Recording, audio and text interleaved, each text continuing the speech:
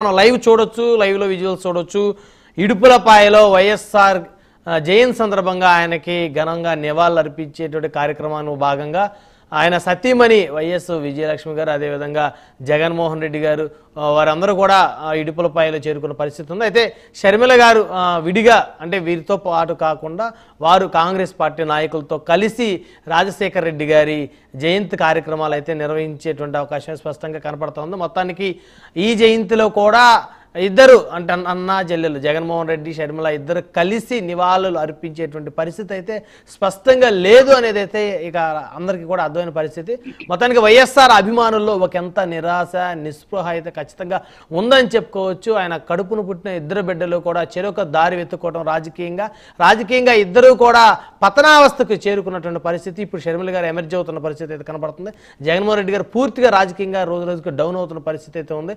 మొత్తానికి మళ్ళీ వైఎస్ఆర్ సెంటిమెంట్ని రగిలించి ప్రజల్లో ఆ సెంటిమెంట్ని తీసుకొని వచ్చి మళ్ళీ అధికారాన్ని చేజిక్కించుకోవాలనేటువంటి ఒక ఉద్దేశంతో జగన్మోహన్ రెడ్డి గారు మళ్ళీ ముందుకు వెళ్తారు అనేటువంటిది అయితే స్పష్టంగా కూడా వినపడుతున్న పరిస్థితి అయితే ఉంది. మొత్తానికి ఏదేమైనప్పటికీ తండ్రికి ఘనంగా నివాళులు అయితే అర్పిస్తూ ఉన్నారు ఇద్దరు కూడా. కాకపోతే ఇద్దరు వేరువేరుగా మళ్ళీ నివాళులు అర్పించే కార్యక్రమం జరుగుతూ ఉంది. ముందు జగన్మోహన్ రెడ్డి గారు వచ్చారు, అదేవిధంగా ఆయనతో పాటు మరికొంతమంది వైకాపా నాయకులు కూడా వచ్చిన పరిస్థితి ఉంది.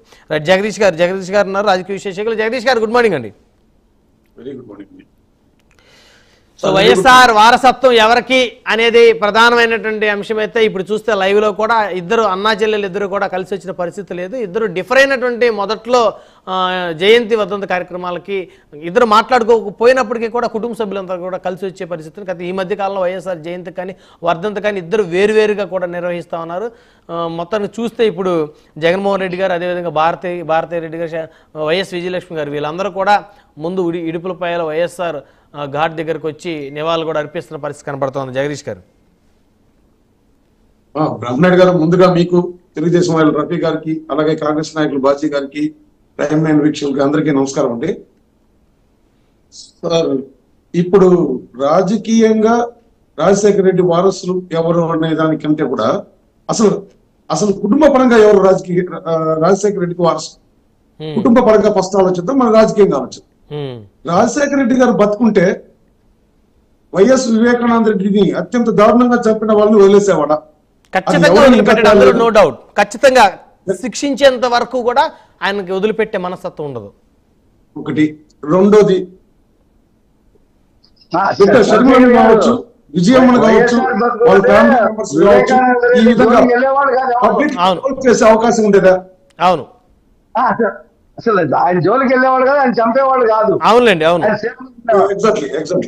సో కుటుంబ పరంగా జగన్మోహన్ రెడ్డి వారసుడు కాదు.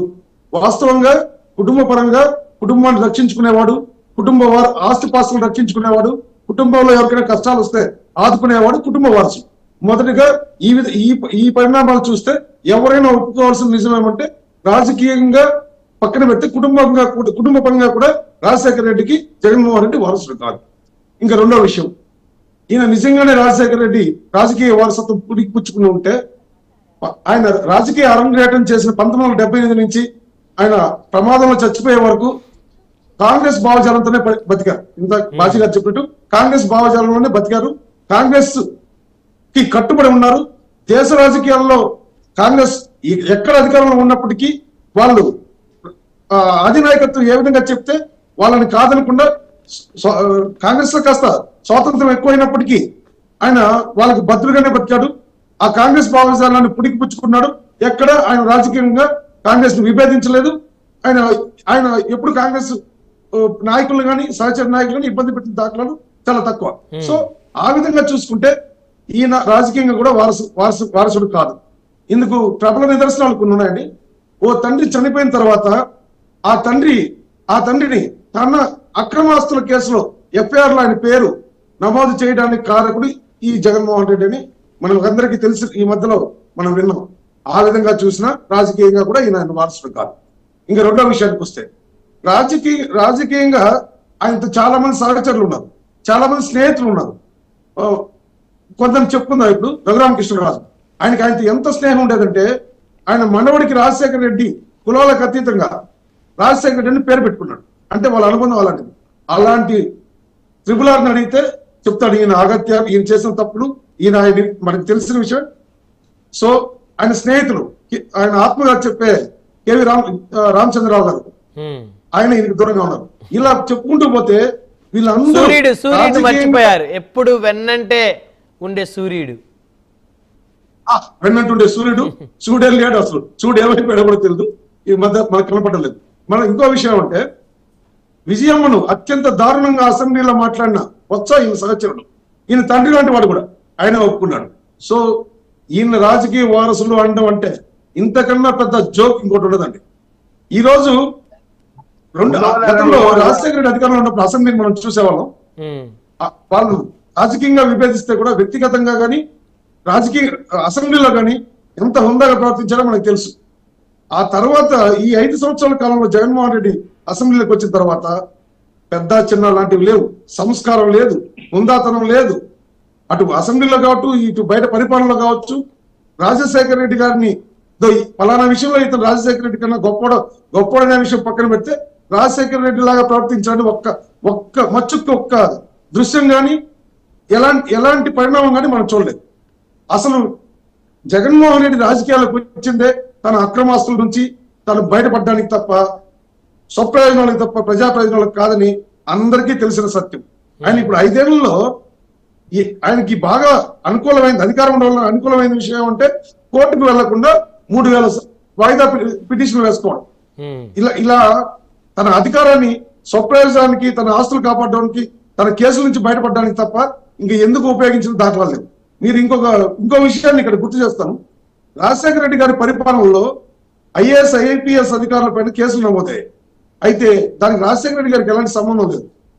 ఈయన వాళ్ళని ఒక సీఎం కొడుకుగా ఇబ్బంది పెట్టి వాళ్ళ దగ్గర తప్పులు చేయించాడని వాళ్ళే చాలా సందర్భాల్లో చెప్పిన విషయం. సో ఇలాంటి కొడుకు సామాజిక పరంగా కానీ రాజకీయంగా పరంగా కానీ వారసుడు కాలేడు కూడా. ఈ విషయాన్ని ఇందాక రఫీ గారు కూడా చాలా క్లారిటీగా చెప్పారు. మనం రాజశేఖర రెడ్డి వారసులుగా ఇప్పటి వరకు కూడా షర్మిల గారు రేపు కాస్త రాజకీయంగా పుంజుకుని మీరు అన్నట్టుగా అభివృద్ధిలోకి వచ్చి ఆవిడ కూడా తన తండ్రి వారసత్వాన్ని పుణికిపుచ్చుకుని, హుందాతనాన్ని పుణికిపుచ్చుకుని రాజకీయాలు చేయగలిగినాడు. ఆవిడ వారసురాలు అయ్యే అవకాశం మెండుగా ఉందండి. సో మొత్తానికి వివేకానంద రెడ్డి గారి హత్య తర్వాత వైఎస్ఆర్ ఫ్యామిలీకి కంచుకోట అయినటువంటి కడప జిల్లా రాజకీయాలు కూడా పూర్తిగా మారిపోయాయని చెప్పుకోవచ్చా జగదీష్ గారు? ఖచ్చితంగా అండి.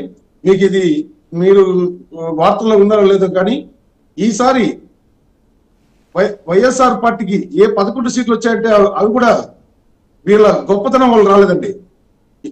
పెద్దిరెడ్డి రామచంద్రారెడ్డి కావచ్చు, మిగతా గెలిచిన వాళ్ళిద్దరే గెలిచారు. ముఖ్యమంత్రి గారు, ఆ తర్వాత మంత్రి పెద్దిరెడ్డి గారు, రామచంద్రారెడ్డి గారు గెలిచారు.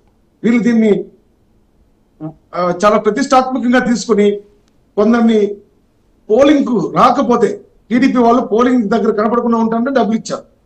అటు వస్తే మీరు రాకుండా ఉంటే ఈవినింగ్ మీకు డబ్బులు చేస్తాం, లేదు ముందే డబ్బులు ఇచ్చి పోలింగ్ బూత్ రాకపోతే మీకు డబ్బులు ఇస్తామని చెప్పారు. ఇవన్నీ మళ్ళీ మీకు ఆల్రెడీ న్యూస్ లో అంతా కూడా చూసాం. ఇలా గెలిచారే తప్ప ఈసారి ఆ 11 మంది కూడా గెలుపు కాదండి. అది వాస్తవంగా అయితే ఆయన చెప్పిన వై నాట్ 175 టీడీపీ కొట్టుండాల్సింది, లేకపోతే కూటమి కొట్టుండాల్సింది. బట్ వీళ్ళలాగా చంద్రబాబును ఓడించడానికి, లోకేష్ ను ఓడించడానికి, పవన్ కళ్యాణ్ గారిని ఓడించడానికి వాళ్ళు ఏ విధంగా అయితే విపరీతంగా ప్రయత్నం చేశారో ఆ విధంగా కూటమి వాళ్ళు జగన్మోహన్ రెడ్డిని ఓడించాలి, పెద్దిరెడ్డిని ఓడించాలి అనే ప్రయత్నం చేయకపోవడం వల్లనే వాళ్ళు ఈసారి గెలిచారు.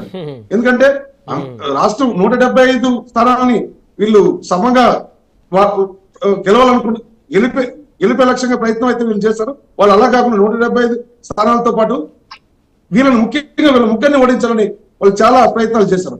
అలాంటి ప్రయత్నం కూటమి చేయలేదు కాబట్టి ఈ 11 మంది కూడా అసెంబ్లీలోకి వచ్చారనేది నా విశ్లేషణ అండి. రైట్. మైనార్టీని భయభ్రాంతులు చేశారు సార్, ఆ మైనార్టీ ఓట్లతో గెలిచారు. రైట్. రఫీ గారు వస్తాను ఒక్క నిమిషం, 1 by 1.